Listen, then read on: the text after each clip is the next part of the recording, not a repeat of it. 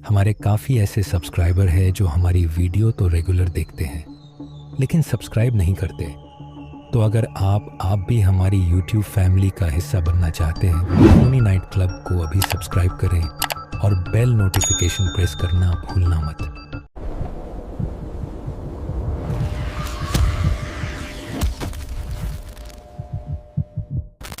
नमस्कार दोस्तों, स्वागत है आपका हमारे YouTube channel the horror B पर, जहां आपको मिलेंगी ऐसी डरावनी कहानियां जो आपके दिल की धड़कन को तेज कर देंगी। आज की कहानी एक बस ड्राइवर की है जिनका नाम रघुवीर राणा है और वह हिमाचल प्रदेश के रहने वाले हैं। तो अब मैं आपको ये कहानी रघुवीर के नज़रिए से सुनाने जा रहा हूँ। लेकिन कहानी शुरू करने से पहले मैं आपसे कहना चाहता हूँ कि वैसे तो आपने बहुत सी कहानियाँ सुनी होंगी, लेकिन आज जो कहानी मैं आपको सुनाने वाला हूँ उसे सुनकर आपको बहुत मज़ा आने वाला है और साथ ही सांस एक डर का एहसास भी होने वाला है। और अगर आप इस चैनल पर पहली बार आए हैं तो चैनल को सब्सक्राइब ज़रूर करें ताकि आप भी हमारी इस फैमिली का हिस्सा बन सकें और आने वाली वीडियो आप तक आसानी से पहुँच जाए।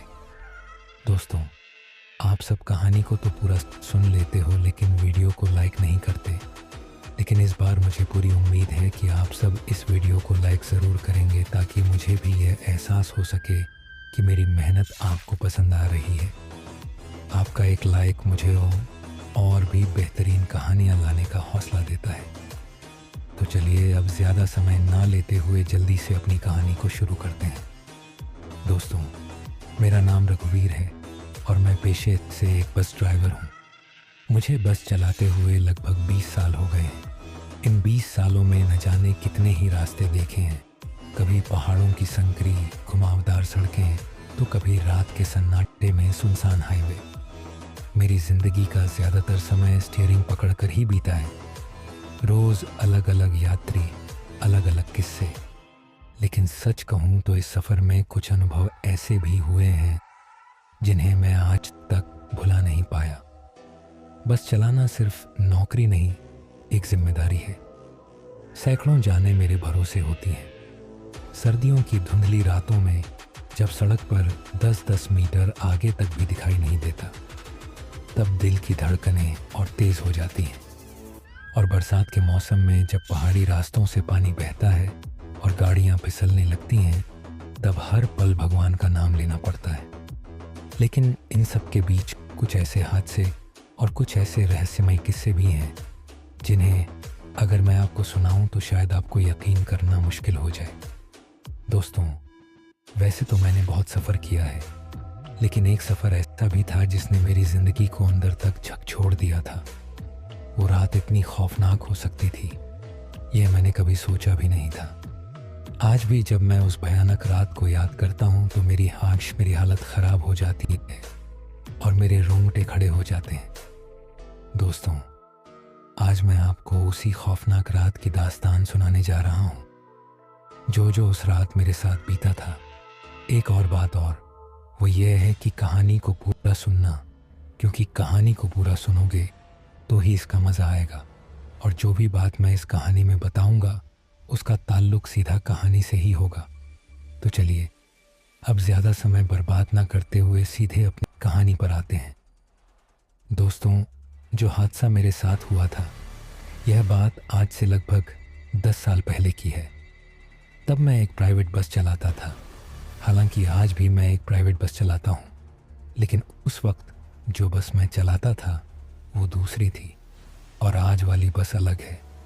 खैर, अब जब मुझे वह बस चलाने को मिली थी तो उस वक्त मैं बहुत खुश था, क्योंकि जो बस मुझे चलाने को मिली थी वो बस एकदम नई थी और नई बस को चलाने का मज़ा ही अलग होता है।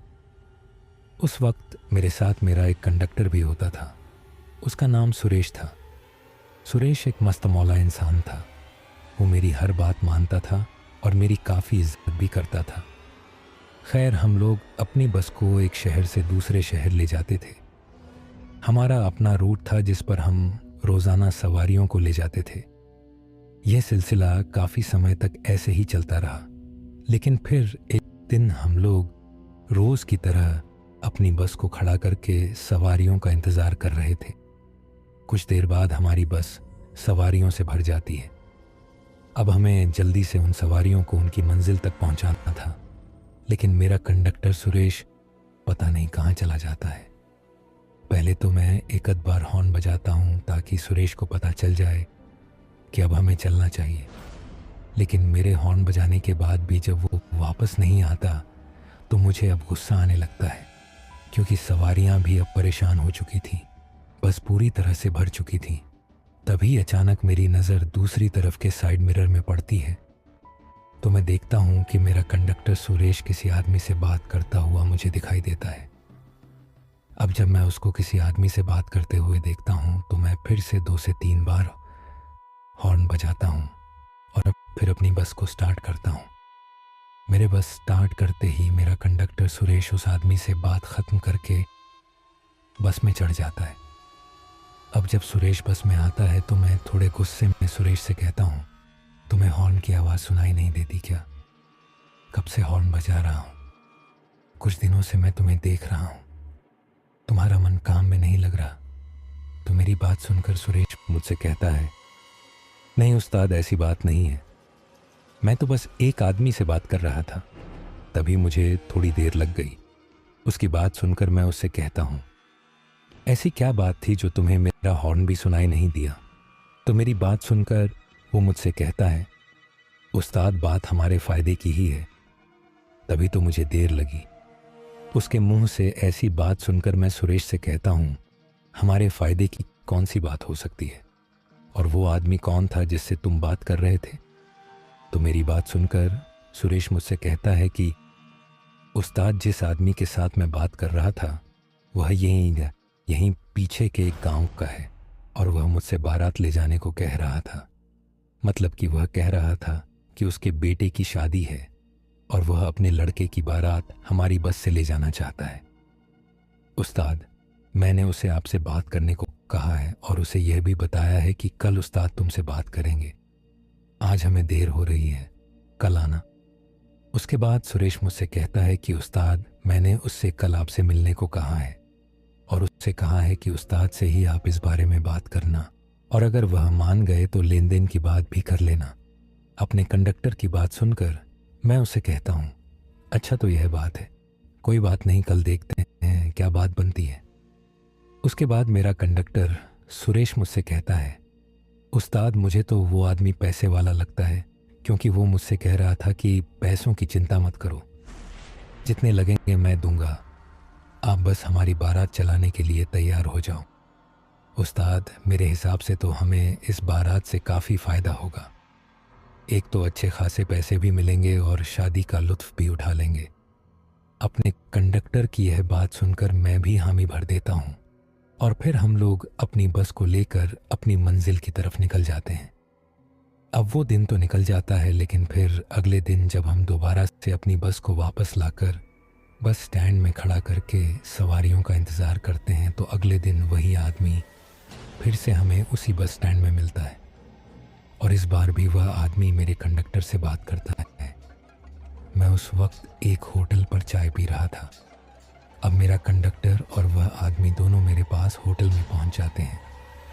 होटल में पहुंचने के बाद सुरेश मुझसे कहता है, उस्ताद, इन भाई साहब को आपसे कुछ बात करनी है और यह वही बात करने आए हैं जो मैंने कल आपको बताई थी। उसके बाद मेरा कंडक्टर वहाँ से वापस चला जाता है और सवारियों का इंतज़ार करने लगता है। अब मैं और वो आदमी दोनों होटल में बैठे हुए थे। तभी मैं उस आदमी से कहता हूँ, बताइए भाई साहब, आपको क्या बात करनी है? तो मेरी बात सुनकर वह आदमी मुझसे कहता है, उस्ताद जी, मेरे बेटे की शादी है और उसी की बारात को लेकर एक गांव में जाना है। गांव काफ़ी दूर है और हमें आपकी बस पसंद आ गई है। एक तो आपकी बस नई भी है और नई बस में बारात लेकर जाने का अलग ही मज़ा है। इसके अलावा बहुत से लोगों ने हमें आपकी बस को ले जाने की सलाह भी दी थी। आपकी बहुत तारीफ़ भी सुनी है हमने। उसके मुंह से अपनी तारीफ़ सुनकर मैं भी खुश हो जाता हूँ। अब वो आदमी मेरी तारीफ़ झूठी कर रहा था या सच्ची, यह तो मैं नहीं जानता था, लेकिन उस वक्त वो मुझसे यही सब बातें कर रहा था। खैर, उसके बाद मैं मान जाता हूँ और फिर हमारे बीच में लेन देन की बात शुरू हो जाती है। मैं उस आदमी से ये भी कहता हूँ कि गांव काफ़ी दूर है, पैसे थोड़े ज़्यादा लगेंगे। तो मेरी बात सुनकर वह आदमी मुझसे कहता है, पैसों की कोई दिक्कत नहीं है, आप बस चलने को तैयार हो जाओ। उसके बाद मैं भी बारात को ले जाने के लिए तैयार हो जाता हूँ। फिर हम दोनों में यह बात होती है कि आज से 3 दिन बाद हम लोग बारात लेकर उस गांव की तरफ निकलेंगे जहां हमें जाना था। दोस्तों, लेकिन शायद मैं इस बात से अनजान था और मुझे उस आदमी की बात नहीं माननी चाहिए थी। अगर उस दिन मैं उसकी बात को ना मानता और उस बारात को ले जाने के लिए तैयार ना होता तो शायद वह ना होता जो अब मेरे साथ होने वाला है। लेकिन दोस्तों, वह कहते हैं ना होने को कोई नहीं टाल सकता, जो होना होता है होकर ही रहता है। उसके बाद हम दोनों की बात ख़त्म हो जाती है और फिर वह आदमी वहाँ से चला जाता है। अब मैं भी होटल से उठकर अपनी बस की तरफ आने लगता हूँ। जब मैं बस के पास पहुँचता हूँ तो मैं देखता हूँ कि बस पूरी तरह से सवारियों से भर चुकी थी। उसके बाद मैं और मेरा कंडक्टर सुरेश बस को वहाँ से निकालकर अपनी मंजिल की तरफ निकल जाते हैं। अब कुछ देर आगे चलने के बाद मेरा कंडक्टर सुरेश मुझसे कहता है, उस्ताद क्या बात हुई आपकी उस आदमी से, और क्या सोचा है आपने, उस बारात के बारे में जाओगे या नहीं? तो सुरेश की बात सुनकर मैं उससे कहता हूँ बात पक्की हो गई है, हम लोग ज़रूर उस बारात को लेकर जाएंगे। हमें काफ़ी फ़ायदा होगा उस बारात को लेकर जाने में। जितने पैसे मैंने उस आदमी से कहे हैं इस बारात को ले जाने के लिए वो मान गया है। मैं उस वक्त काफ़ी खुश था, क्योंकि जब कभी किसी चीज़ में आपका फ़ायदा हो तो उस वक्त आप लोग भी खुश हो जाते हो। उसी तरह अपना फ़ायदा देखकर मैं भी खुश था। अब जब मैं यह बातें अपने कंडक्टर सुरेश से कर रहा था तभी सुरेश मुझसे कहता है, उस्ताद वो तो सब ठीक है लेकिन एक दिक्कत है। अब उसके मुंह से ऐसी बात सुनकर मैं उससे कहता हूँ, अब क्या दिक्कत है? तो मेरी बात सुनकर सुरेश मुझसे कहता है, उस्ताद इस बार आपको अकेले ही उस बारात को लेकर जाना होगा। अब जब मेरा कंडक्टर मुझसे यह बात करता है तो मैं उससे कहता हूँ, मैं कुछ समझा नहीं, तुम्हारे कहने का क्या मतलब है? मुझे अकेले क्यों जाना होगा उस बारात को लेकर, और तुम किधर जाओगे? तो मेरी बात सुनकर मेरा कंडक्टर कहता है, उस्ताद जिस गांव में यह बारात जा रही है वो गांव मेरा ही है, मेरे ही गांव में यह बारात आएगी। अब जब सुरेश यह बात मुझसे कहता है तो मैं उससे कहता हूँ, तुमने यह बात मुझसे पहले क्यों नहीं बताई? तो मेरी बात सुनकर वह कहता है, उस्ताद मुझे भी आज ही उस आदमी से पता चला है कि यह बारात मेरे ही गांव जाएगी। हालांकि परसों जब वो आदमी मुझसे मिला था तो उसने बस यही कहा था कि बारात को लेकर जाना है, कुछ बात करनी है। मैंने उस वक्त गांव का नाम नहीं पूछा था, लेकिन आज जब आपसे पहले मेरी बात उस आदमी से हुई तो उसने मुझे गांव का नाम बताया और तब मुझे पता चला कि यह बारात मेरे ही गांव में जाने वाली है। अब सुरेश की बात सुनकर मैं उससे कहता हूँ, ठीक है, अगर बारात तुम्हारे गांव जा रही है तो ये तो बड़ी अच्छी बात है, तुम भी मेरे साथ ही चलना। तो मेरी बात सुनकर सुरेश कहता है, नहीं उस्ताद, मुझे परसों ही अपने गांव निकलना होगा, क्योंकि हमारे गांव में जिस लड़की की शादी है उसके घर वालों से हमारी अच्छी खासी बनती है और हमारा बर्ताव भी अच्छा है उनके साथ। उस्ताद अब अपने गांव की बात है तो मेरा जाना भी ज़रूरी है, वैसे भी मेरे पिताजी अकेले क्या ही कर पाएंगे। दोस्तों, आपको बता दूं कि मेरा जो कंडक्टर सुरेश था उसकी माँ का कुछ साल पहले ही स्वर्गवास हो चुका था और अब उसके परिवार में उसके पिताजी और उसकी 2 छोटी बहनें थीं। उसके पिताजी से मेरी थोड़ी बहुत जान पहचान थी, क्योंकि उसने अपने पिताजी से मुझे 2 से 3 बार मिलवाया भी था। हालांकि मैं आज तक सुरेश के गांव नहीं गया था। इतना मुझे पता था कि सुरेश का गांव काफ़ी दूर है शहर से। खैर, अब जब सुरेश मुझसे कहता है, उस्ताद मेरा जाना ज़रूरी है और अब बारात आपको अकेले ही लानी पड़ेगी, तो उसकी बात सुनकर मैं सुरेश से कहता हूँ, कोई बात नहीं, इसमें दिक्कत वाली कोई बात नहीं है, मैं बारात को लेकर आ जाऊँगा, तुम टेंशन मत करो, तुम परसों अपने गांव जा सकते हो। मेरी बात सुनकर सुरेश हामी भरता है। 1-2 दिन में सुरेश भी अपने गांव के लिए निकल जाता है और फिर 3 दिन बाद मैं भी अपनी बस को लेकर उस आदमी के दिए हुए पते पर चला जाता हूँ जहाँ से मुझे वह बारात ले जानी थी। उसके बाद मैं उस आदमी के घर चला जाता हूँ जिस आदमी के लड़के की शादी थी। हालांकि जिस वक़्त के लिए उस आदमी ने मुझे बस लाने के लिए कहा था, मैं उससे आधा घंटा पहले ही पहुंच चुका था, लेकिन अभी तक बारात चलने का नाम ही नहीं ले रही थी। अब जब मैं ऐसा देखता हूं तो मैं उस आदमी से कहता हूं, भाई साहब, बारात कितने बजे निकलेगी? तो मेरी बात सुनकर वो आदमी मुझसे कहता है, बस हम लोगों को अभी 1 घंटा और लगेगा, उसके बाद निकल जाएंगे। और देखिए, हमें कौन सा दिन के लिए जाना है, रात के लिए ही तो जाना है। आप फिक्र मत करो, आराम से बैठो। जैसे ही सब तैयारियां ऑन हो जाएंगी, बारात चल पड़ेगी। जिस आदमी की मैं बात कर रहा हूँ या जो मुझसे ये सब कह रहा था, वह वही आदमी था जिसके बेटे की शादी थी। अब यह बात बोलना भी ज़रूरी था क्योंकि आप में से बहुत से लोग ये भी सोच रहे होंगे कि मैं किस आदमी की बात कर रहा था। खैर दोस्तों, दिक्कत वाली बात यह थी कि आज से पहले मैं उस गांव में कभी नहीं गया था जहां वह बारात जानी थी। मैं उस रास्ते को लेकर बिल्कुल अनजान था। हालांकि यह बात मैंने उस आदमी से भी कह दी थी जिसके बेटे की शादी थी। तो मेरी बात सुनकर वो मुझसे कह रहा था, इसमें दिक्कत वाली कोई बात नहीं है। आपके साथ बहुत से लोग होंगे जो उस रास्ते को अच्छे से जानते हैं। उनमें से किसी को भी बोल देंगे तो वो आपको रास्ता दिखा देगा। उस आदमी की बात सुनकर मैं भी हामी भर देता हूँ और फिर मुझे भी थोड़ी तसल्ली हो जाती है कि चलो, अब टेंशन वाली कोई बात नहीं है।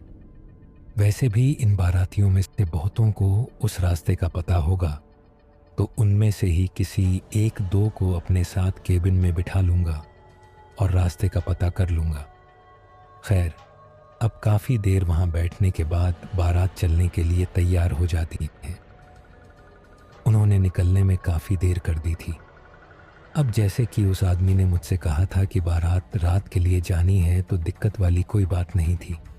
और मैंने भी एक लड़के से बात कर ली थी कि सफ़र में वो मुझे उस गांव की तरफ जाने वाला रास्ता दिखा देगा। और जिस लड़के को मैंने रास्ता दिखाने के लिए बोला था, वो भी बाराती ही था। खैर, उसके बाद मैं उस बारात को लेकर वहाँ से निकल जाता हूँ। हम लोग दिन के 5 बजे वहाँ से निकलते हैं। रास्ता लंबा था, हमें इस सफ़र में 4 घंटे का वक्त लगने वाला था। दोस्तों, मैं उस गांव की तरफ तो निकल गया था, लेकिन शायद मुझे इस बात का पता नहीं था कि आज की रात मेरे ऊपर कितनी भारी पड़ने वाली है। और आज इस रात को जो मेरे साथ होने वाला था, उससे मैं बिल्कुल अनजान था। जैसे जैसे हम सफ़र में आगे की तरफ बढ़ रहे थे, दिन ढलता चला जा रहा था। काफ़ी देर सफ़र करने के बाद शाम हो जाती है और फिर हमारी आंखों के सामने वो शाम रात में बदल जाती है। दोस्तों, उस रास्ते की बात करूं तो वो रास्ता रात के वक्त काफ़ी सुनसान नज़र आ रहा था। सिर्फ हमारी गाड़ी ही उस रास्ते पर चल रही थी। हम लोग पहाड़ी नुमा इलाके से गुज़र रहे थे। बीच बीच में हमें जंगल का इलाका भी नज़र आ रहा था। अंधेरा अब काफ़ी ज़्यादा गहरा हो चुका था और दूर दूर तक पसरा हुआ था।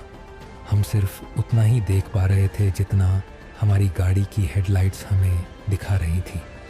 उसके अलावा हमें कुछ भी नज़र नहीं आ रहा था क्योंकि अंधेरा काफ़ी ज़्यादा हो गया था। जैसे जैसे हम लोग आगे की तरफ बढ़ रहे थे, माहौल और भी डरावना बनता जा रहा था। लेकिन इन सब के बीच बाराती बस के अंदर काफ़ी मौज मस्ती कर रहे थे।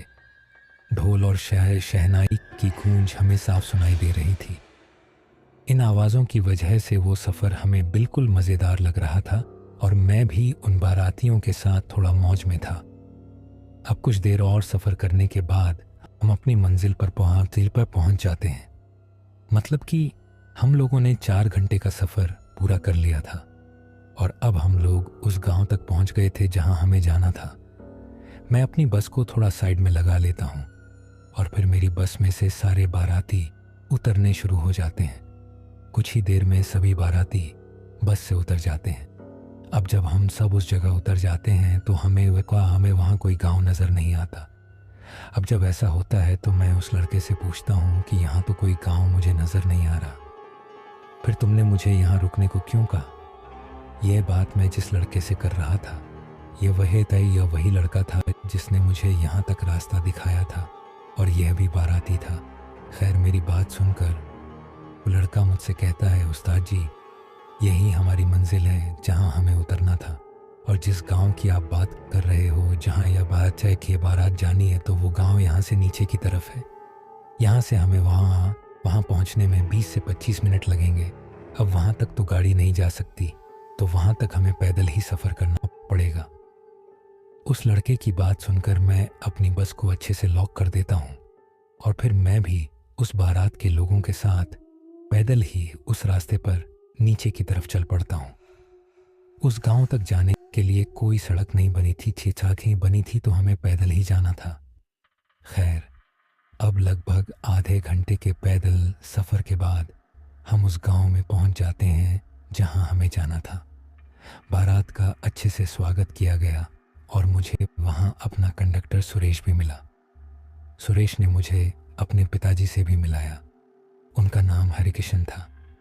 अब आप में से बहुत लोग यह भी सोच रहे होंगे कि मैं सुरेश, उसके पिता या फिर किसी और की बात कहानी में क्यों कर रहा हूँ। तो आपको बताता चलूँ, जैसे कि मैंने आप सबसे पहले ही कहा है कि इस कहानी में जो भी किरदार मैं आपको बताऊंगा, उनका ताल्लुक सीधे कहानी के साथ ही होगा। तो तभी मैं आपको इन सब के बारे में बता रहा हूँ। खैर, अब जब सुरेश मुझे अपने पिताजी से मिलाता है तो मैं भी उनका हाल चाल पूछता हूँ। उनका नाम हरिकिशन होता है और वहाँ सभी लोग उन्हें हरिका के नाम से पुकारते थे। मैं भी उन्हें हरिका ही कहता था।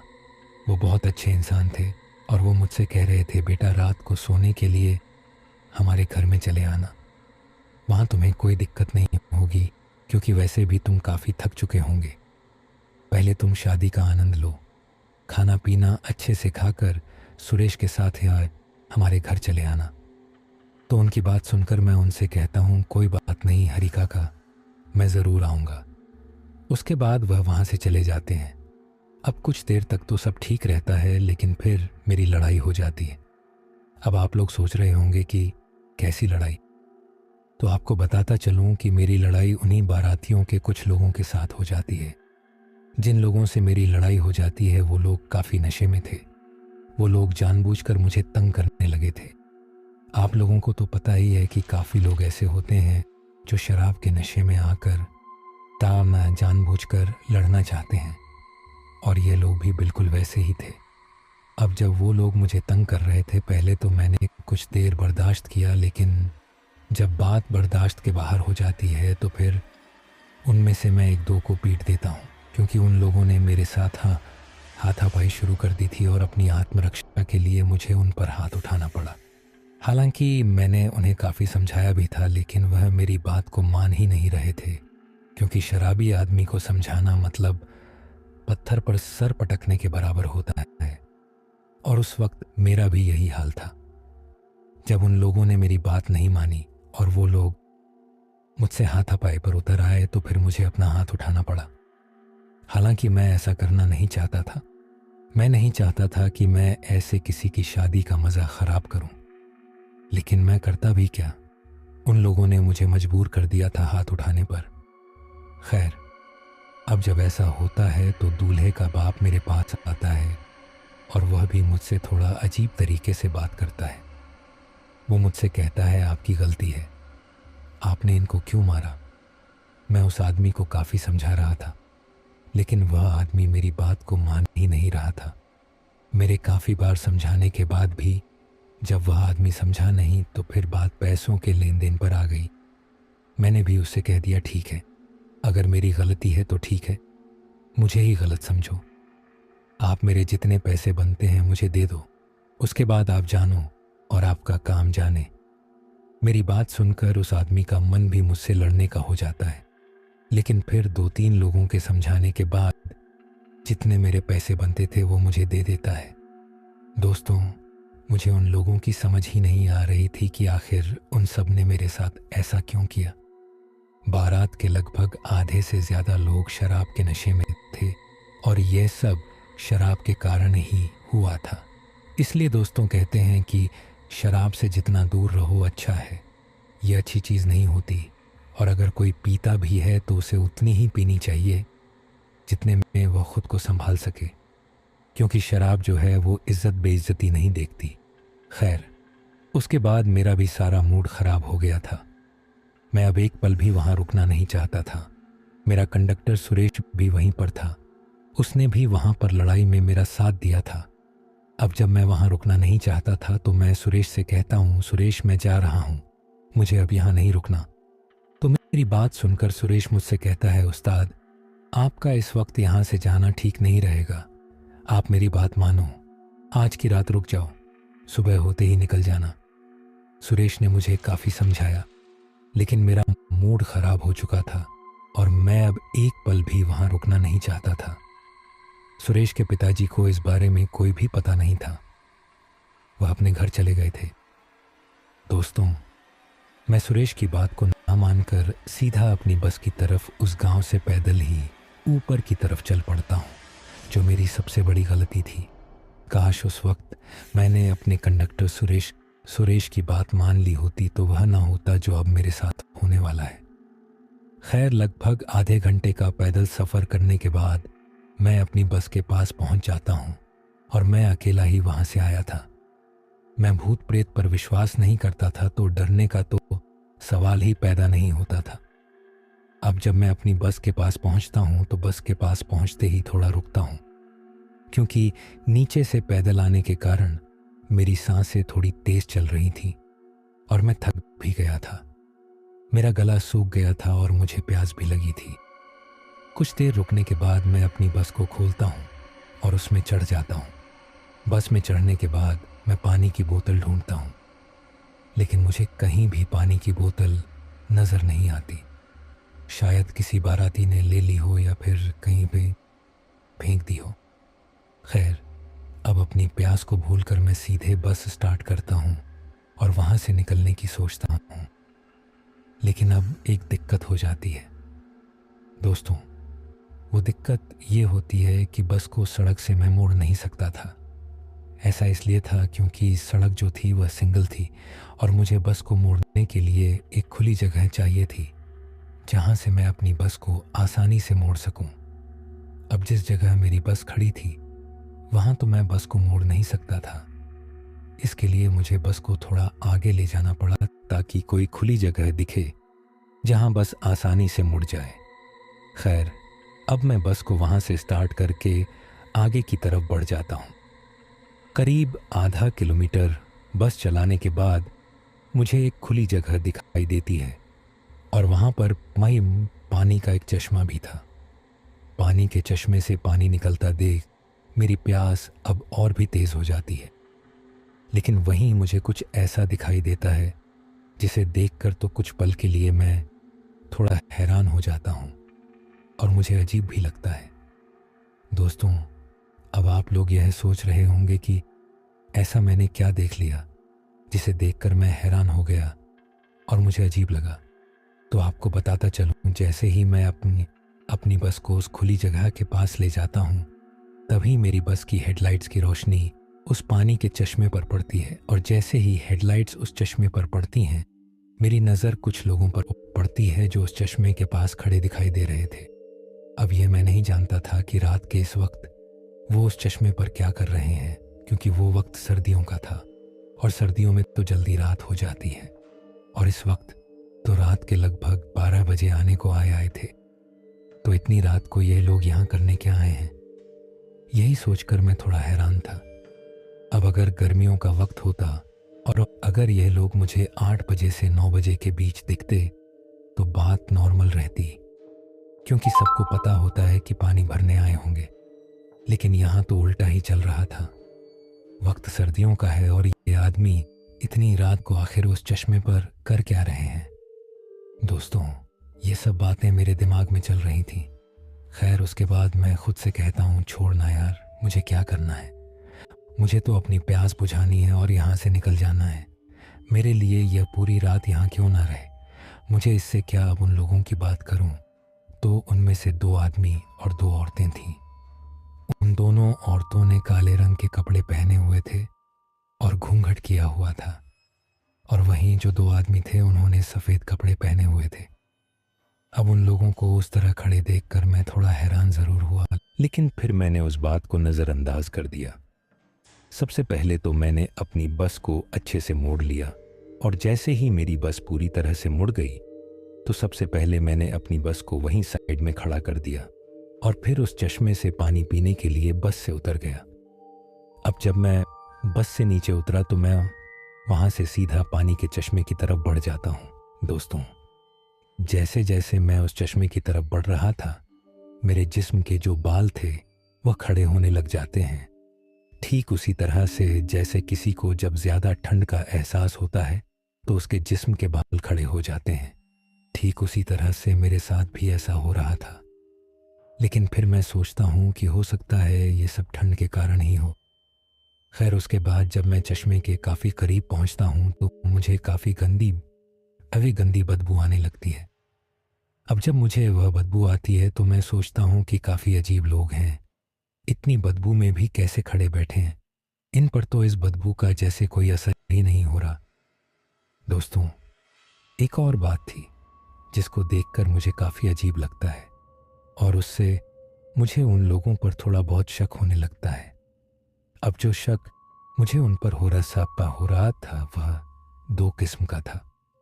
एक शक तो यह था कि कहीं ये कोई लुटेरे तो नहीं, और दूसरा ये कि कहीं ये आम इंसान हैं भी या फिर कुछ और।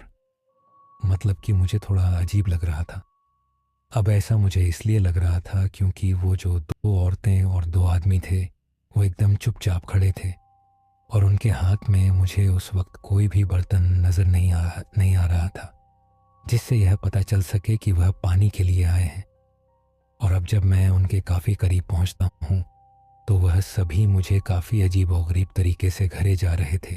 दोस्तों, उनका देखना ऐसा था जैसे काफ़ी वक्त से उन्होंने किसी इंसान को देखा नहीं है। उनके देखने का तरीका मुझे कुछ ठीक नहीं लग रहा था। खैर, अब मैं इन सब बातों को नज़रअंदाज करके जब उन लोगों के करीब पहुंचता हूं तो मैं उन लोगों से कहता हूं, मुझे प्यास लगी है, पानी पीना है। क्या आप लोग थोड़ा साइड में हो जाएंगे ताकि मैं अच्छे से पानी पी सकूं? मेरी बात सुनकर वो सभी मुझे सिर्फ घूरे जा रहे थे। किसी ने कोई भी बात मुझसे नहीं की। वो चारों लोग एक साथ खड़े थे और मुझे उनसे रास्ता चाहिए था क्योंकि वो चारों उस चश्मे के आगे की तरफ खड़े थे। तो जब तक वो साइड नहीं होंगे मैं चश्मे के पास नहीं जा सकता था। मुझे काफ़ी अजीब लगता है और मैं सोचता हूँ बड़े अजीब लोग हैं यहाँ के। एक बार मैं इनको सुनाई नहीं देता क्या? अब मैं एक बार फिर उनसे कहता हूँ, अगर आप लोग थोड़ा साइड हो जाते तो मैं अपनी प्यास बुझा लेता। लेकिन इस बार जैसे ही मैंने यह बात उन लोगों से कही तो उनमें से वह दो औरतें साइड की तरफ हो जाती हैं। मेरे हाथ में मेरा मोबाइल था और उसकी फ्लैशलाइट से ही मैं रास्ता देखता हुआ चश्मे के पास पहुंचा था। वो दो औरतें भी मेरे साथ में साइड की तरफ खड़ी हो जाती हैं। खैर, अब मैं उन औरतों की तरफ ना देखकर उस चश्मे से पानी पीने लग जाता हूँ। अब जैसे ही मैं पानी पीता हूँ कि तभी पानी पीते पीते मेरी बेनज़र उन औरतों के पैरों की तरफ पड़ती है, और जैसे ही मेरी नज़र उन दो औरतों के पैरों पर पड़ती है तो मेरी हालत ख़राब हो जाती है और मैं थर थर काँपने लग जाता हूँ। उन औरतों के पैरों को देखकर मेरी प्यास अब पूरी तरह से मर चुकी थी और मेरी जो टांगें थीं वह भी डर के मारे काँपने लगी थी। दोस्तों, पानी पीते पीते जैसे ही मेरी नज़र उन औरतों के पैरों पर पड़ती है तो मैं देखता हूँ कि उन दोनों औरतों के जो पैर थे वह उल्टे थे। मतलब कि उनका पूरा शरीर आगे की तरफ नज़र आ रहा था, लेकिन उनके जो पैर थे वो पीछे की तरफ मुड़े हुए दिखाई दे रहे थे। मैंने बचपन में लोगों से और काफ़ी किस्से कहानियों में सुना था कि जो चुड़ैलें होती हैं उनके पैर उल्टे होते हैं। वो अपने रूप को तो बदल सकती हैं लेकिन अपने पैरों को छुपा नहीं सकती। अब जब वो मंजर मैं अपनी आंखों से देखता हूँ तो मेरी हालत ख़राब हो जाती है। मैं जानबूझकर उस चश्मे का पानी लगातार पीने का नाटक कर रहा था। मैं बस अंदर ही अंदर यही सोच रहा था कि आज तो मैं जिंदा बचकर यहाँ से नहीं जा सकता। मेरे दिमाग ने काम करना बंद कर दिया था। मुझे अपनी जान बचाने का कोई भी तरीका नज़र नहीं आ रहा था। मैं बस यही सोच रहा था कि अब कुछ ही देर में ये लोग मुझे नोचन नोच कर खा जाएंगे। लेकिन फिर मैं सोचता हूँ कि हो सकता है इन्हें इस बात का पता ना चले कि मैं इनकी असलियत जान गया हूँ। तो मैं एक काम करता हूँ, चुपचाप करके सीधा अपनी बस की तरफ चला जाता हूँ और इन्हें ऐसा दिखाता हूँ जैसे मुझे इनके बारे में कुछ भी पता ही ना चला हो। मैं बस उनको जताना चाहता था कि सब कुछ नॉर्मल है। मेरा पूरा चेहरा डर के मारे पसीने से भर चुका था। इसके लिए मैंने उस चश्मे का पानी अपने चेहरे पर मार लिया ताकि उन लोगों को मेरे डर के बारे में पता ना चले। मैं काफ़ी कोशिश कर रहा था इस बात को छुपाने की ताकि उन्हें ऐसा लगे कि सब कुछ नॉर्मल है और मुझे उनकी असलियत का कोई पता नहीं है। अब जैसे ही मैंने पानी पिया और पानी से चेहरे को धोया, उसके बाद मैं उन लोगों से कहता हूँ कि मेरी प्यास बुझ गई, अब आप लोग भी पानी पी सकते हो। यह बात कहकर मैं वहाँ से अपनी बस की तरफ आने लग जाता हूँ। मैंने आते वक्त ये बात इसलिए उनसे कही ताकि उन्हें मुझ पर शक ना हो।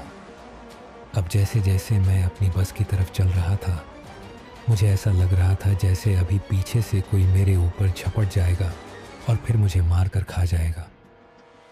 दोस्तों, लेकिन यहाँ ऐसा कुछ नहीं होता। मैं सही सलामत बस तक पहुँच जाता हूँ और मैं अंदर से थोड़ी राहत लेता हूँ कि चलो यहाँ तक तो सही से पहुँच पाया।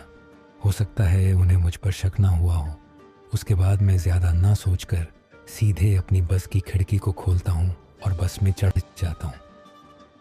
दोस्तों, अब जैसे ही मैं अपनी बस की खिड़की को खोलकर बस में चढ़ जाता हूँ तो मैं खुद से कहता हूँ कि रघुवीर, अब जितनी जल्दी हो सके यहाँ से भाग। उसके बाद मैं अपनी बस को स्टार्ट करता हूँ, लेकिन मेरी बस स्टार्ट ही नहीं होती। 2 से 3 बार कोशिश करने पर भी जब मेरी बस स्टार्ट नहीं होती तो मैं काफ़ी ज़्यादा डर जाता हूँ, क्योंकि काफ़ी देर तक वहाँ रहना मेरे लिए ठीक नहीं था। अब कुछ ही देर में मुझे बस के अंदर बदबू आने लग जाती है। अब जब ऐसा होता है तो मुझे काफ़ी अजीब लगता है, क्योंकि इस तरीके की बदबू मुझे उस चश्मे के पास जाते समय आ रही थी। अब थोड़ी देर बाद मुझे किसी के हंसने की आवाज़ सुनाई देती है और यह हंसने की आवाज़ थोड़ी धीमी किस्म की होती है। ऐसा लग रहा था जैसे 2 औरतें साथ में हंस रही अबकाई हों और ये आवाज़ मुझे अपने साइड की तरफ से आ रही थी। अब जब मुझे ऐसा महसूस होता है तो मैं अपनी नज़रों को एकदम अपने साइड की तरफ करता हूँ, और जब मैं अपनी नज़रों को साइड की तरफ करता हूँ तो फिर जो मैं देखता हूँ उसे देखकर मेरी आंखें फटी की फटी रह जाती हैं। मेरी हालत ख़राब हो जाती है और मेरी रूह कांप जाती है। दोस्तों, अब आप ये सोच रहे होंगे कि ऐसा मैंने क्या देखा जिसको देखकर मेरी ऐसी हालत हो गई थी। तो आपको बताता चलूँ कि जैसे ही मैंने अपनी नज़रों को साइड की तरफ किया तो मैं देखता हूँ कि मेरे साइड में कोई और नहीं बल्कि वही 2 औरतें बैठी हुई मुझे दिखती हैं, जो अभी कुछ देर पहले मैंने उस चश्मे के पास देखी थी। और अब वो दोनों औरतें काफ़ी तेज़ हंसने लग जाती हैं। मेरी हालत खस्ता हो चुकी थी। मैं काफ़ी हैरान था यह सोचकर कि आखिर ये औरतें मेरी बस में आईं तो आई कहाँ से। इतना तो मैं जान चुका था कि ये दोनों औरतें चुड़ैलें हैं और ये कहीं भी आ सकती हैं। अब अपनी जान को बचाने के लिए मैं बस की खिड़की से बाहर की तरफ कूद जाता हूँ। अब जैसे ही मैं बस से बाहर की तरफ कूदता हूँ तो मैं पैदल ही उस सड़क में आगे की तरफ भागने लग जाता हूँ और फिर काफ़ी ज़ोर ज़ोर से चीखता हूँ, आवाज़ें लगाता हूँ कि बचाओ बचाओ, मुझे इन चुड़ैलों से बचाओ। लेकिन मेरी आवाज़ सुनने वाला उस सुनसान सड़क पर कोई भी मुझे दूर दूर तक दिखाई नहीं दे रहा था। अब थोड़ी दूर आगे जाने के बाद मुझे मेरे पैरों में कुछ रस्सी की तरह लिपटा हुआ महसूस होता है और फिर मैं एकदम से सड़क के बीचों बीच गिर जाता हूँ। अब जैसे ही मैं सड़क पर गिर जाता हूँ तो मैं अपने पीछे की तरफ देखता हूँ, और इस बार जैसे ही पीछे मुड़कर देखता हूँ तो मेरी हालत और भी ज़्यादा ख़राब हो जाती है, क्योंकि इस बार मुझे वह 2 आदमी नज़र आते हैं जिनको मैंने उन 2 औरतों के साथ उस चश्मे के पास देखा था। लेकिन इस बार उन दोनों आदमियों का रूप बदल चुका था। वो पूरी तरह से प्रेत बन चुके थे। दोनों की आंखें काफ़ी भयानक दिखाई दे रही थीं उन दोनों की आंखें आग में जले अंगारों की तरह दिख रही थीं। उन दोनों प्रेतों के चेहरे पूरी तरह से कटे फटे नजर आ रहे थे और वह दोनों ही अब मेरी तरफ देखकर काफ़ी अजीब तरीके से मुस्कुरा रहे थे। उस वक्त उनकी मुस्कान मुझे अंदर तक झकझोर रही थी। अब कुछ ही देर में वह दो चुड़ैलें भी वहाँ पहुँच जाती हैं और इस बार उन्होंने भी अपने घूंघट को पूरी तरह से खोल दिया था। काफ़ी भयानक नज़ारा मैं उस वक्त अपनी आंखों से देख रहा था। ऐसा लग रहा था जैसे अभी कुछ ही मिनटों में मुझे हार्ट अटैक आ जाएगा। वो चुड़ैलें तो और भी भयानक रूप में दिखाई दे रही थी। उन चुड़ैलों के चेहरे की चमड़ी पूरी तरह से निकली हुई दिखाई दे रही थी। उनका पूरा शरीर बिना चमड़ी का नज़र आ रहा था। ऐसा लग रहा था जैसे किसी ने उनके शरीर की खाल निकाल दी हो। उनके लंबे लंबे दांत और नाखून काफ़ी भयानक नज़र आ रहे थे। उनके बाल काफ़ी लंबे और सफ़ेद दिखाई दे रहे थे। हवा में लहराते उनके बाल उन्हें और भी खौफनाक बना रहे थे। उनकी आंखें पूरी तरह से सफ़ेद नज़र आ रही थीं, बिना किसी पुतलियों के। उन चुड़ैलों का चेहरा देखने की हिम्मत मुझ में नहीं थी। बस इतना जान लो कि कोई आम आदमी अगर उस चेहरे को देख ले तो उसी वक्त दम तोड़ दे। मेरी हालत भी अब उस वक्त वैसी ही थी। मैं अपनी ज़िंदगी के लिए उन प्रेतों और उन चुड़ैलों से भीख मांग रहा था कि मुझे छोड़ दो, लेकिन मेरी भीख का उन प्रेतों पर कोई भी असर होता मुझे दिखाई नहीं दे रहा था। मैं अपनी ज़िंदगी को बचाने के लिए काफ़ी ज़्यादा चीख रहा था, चिल्ला रहा था, लेकिन उस वक्त मेरी आवाज़ों को सुनने वाला कोई भी नहीं था। अब कुछ ही देर में उनमें से एक प्रेत मेरी एक टांग को पकड़ लेता है और फिर मुझे घसीटता हुआ उस चश्मे वाली तरफ ले जाने लगता है। बाकी के प्रेत और चुड़ैलें काफ़ी भयानक तरीके से हंस रहे थे। मैं काफ़ी ज़ोरों से चिल्ला रहा था और मैं बस भगवान से दुआ भी कर रहा था कि हे भगवान, अगर तुम हो तो मुझे बचा लो। काफ़ी गुजारिशें करने के बाद भी जब मुझे अपने बचने की उम्मीद नज़र नहीं आती तो फिर मैं लगभग हिम्मत हार देता हूँ। लेकिन तभी कुछ ऐसा होता है जिसकी मैंने कल्पना भी नहीं की थी। दोस्तों, आप भी इस सोच में होंगे कि ऐसा क्या हो गया अब जिसकी कल्पना मैंने नहीं की थी। तो आपको बताता चलूं कि होता ऐसा है कि वह प्रेत जिसने मेरी टांग को पकड़ा हुआ था और जो मुझे घसीटता हुआ ले जा रहा था, वो सबसे पहले तो मेरी टांग को छोड़ देता है और फिर वो पीछे की तरफ भागने लग जाता है। अब जब ऐसा होता है तो मुझे पीछे से आवाज़ आती है, बेटा खड़े हो जाओ और जल्दी से मेरे पीछे आ जाओ। अब जब मैं उस आवाज़ को सुनता हूँ तो मैं एकदम से खड़ा हो जाता हूँ और जैसे ही पीछे की तरफ देखता हूँ तो मुझे हरिका नज़र आते हैं। हाँ, वही हरिका, मतलब सुरेश के पिताजी। और उस वक्त मुझे हरिका ही आवाज़ लगाकर कह रहे थे कि मेरे पीछे आओ बेटा। हरिका को देखकर मुझे मेरे जीने की एक उम्मीद नज़र आती है और मैं ज़्यादा समय बर्बाद न करता हुआ सीधे हरिका के पीछे आ जाता हूँ। हरिका के पीछे मुझे एक माला देते हैं और मुझसे कहते हैं कि इस माला को जल्दी से पहन लो। उनकी बात सुनकर मैं वैसे ही करता हूँ। उसके बाद हरिका तीन प्रेतों और चुड़ैलों पर चढ़ा देते हैं, जिसे पढ़ते ही वो सभी प्रेत और चुड़ैलें वहाँ से भाग जाते हैं और फिर गायब हो जाते हैं। उसके बाद हरिका मुझसे कहते हैं कि चलो हम अपने बस को यहाँ से आगे की तरफ बढ़ा लेते हैं। दोस्तों, मेरी हिम्मत ही नहीं हो रही थी। अब मैं बस में चढ़ गया। मेरी हालत को देखकर हरिका मुझसे कहते हैं, तुम फिक्र मत करो, भगवान तुम्हारा कुछ नहीं बिगाड़ सकता। तुमने यह माला जो पहनी है उच्चारण किया हुआ है,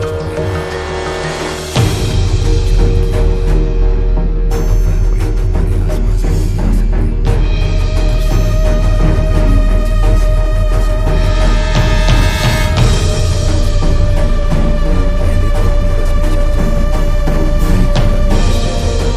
उसके बाद मैं बस को स्टार्ट करता हूँ। मेरी पहली ही कोशिश पर बस स्टार्ट हो जाती है। फिर हम अपनी बस को आगे की तरफ बढ़ा लेते हैं। थोड़ा आगे चलने के बाद हरिका मुझे बस रोकने को कहते हैं और यह वही जगह होती है जहां मैंने बारात को उतारा था। उसके बाद मैं अपनी बस को थोड़ा साइड में लगा दूँ। उसके बाद हरिका मुझसे कहते हैं कि चलो अब मेरे घर। वैसे भी इस सड़क पर रात के वक्त सफ़र करना ठीक नहीं है। अभी तक जो मेरे साथ हुआ है, वह सब याद करके मैं उन्हें मना नहीं कर पाया और उनके साथ वहाँ से वापस आकर उनके घर चला जाता। हरिका के घर पहुँचने के बाद वो मुझसे कहते हैं कि तुम्हें सुरेश ने कुछ बताया नहीं जो उस रास्ते के बारे में। तो हरिका सबकी बात सुनकर मुझे कहते हैं कि लड़ाई के बाद मैं काफ़ी गुस्से में था और मुझे कुछ भी समझ नहीं आ रहा था। मैं यहाँ एक पल भी रुकना नहीं चाहता था, इसलिए मैं यहाँ से चला गया। उसने मुझसे इतना कहा था कि इस वक्त वापस जाना ठीक नहीं है, लेकिन उस वक्त मैंने उसकी एक भी नहीं सुनी थी।